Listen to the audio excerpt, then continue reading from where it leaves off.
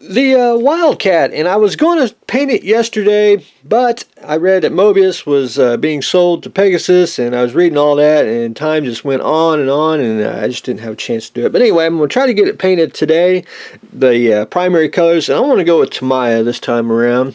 Tamiya kit, we'll go with Tamiya paint, which the colors are just handy, and I didn't want to go try to find the Vallejo ones, and I don't even know if I have the Vallejo ones, but anyway. The top colors is basically going to be two blues. It's going to be like a field blue and a medium blue, and we'll probably do a little mix and match and get the two-tone effect. And then for the bottom, it's basically going to be like a sky gray or a lightish gray on the white, and then a little bit of highlights with a little bit of white and everything in there. But anyway, that is what I'm going to do on the Wildcat. So hopefully I can try to get at least the base coat's painted today. That's what I'm planning on, but who knows. Hopefully there's no more exciting news, and we can continue on with model building. The Big E, and this is probably going to be a little bit boring here, but I did get the saucer assembled. I got the clamps on. I'm trying to get it clamped down, and I'm going to let that basically sit for a day, and I really can't do a whole lot to it after that.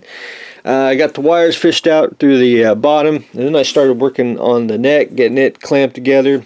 I got to, again, clamp it down one more time, and we'll be good to go. Basically, I have to do it in sections. I try to, sometimes when you try to assemble a kit, you know, and you put like a whole bunch of clamps, it's a good thing, but it's also bad, and I find that if you just clamp, you know, glue one in and start clamping way down, it's just, I think you get a better grip. But anyway, I want to leave the one light in here. I like the one, I like some of the windows dark. I think it looks realistic to me.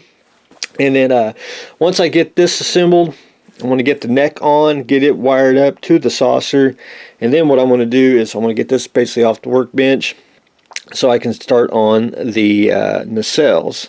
And that's basically the only putty job that you got to do is get the seam on that, but at least everything will be somewhat assembled in order, so we can you know, get it all together. Hopefully, you know, maybe in about a week we can get the secondary hull and the hopefully the saucer and pylons together. But anyway, that's thinking ahead in the future. But anyway, that's a quick update. I know it's this is probably a little bit of a boring one, but anyway, I'm just sub-assembling, cleaning up wires, and test fitting, make sure everything fits right, and then trying to get sub-assemblies assembled and glued, and make sure that the saucer is together and won't come back apart.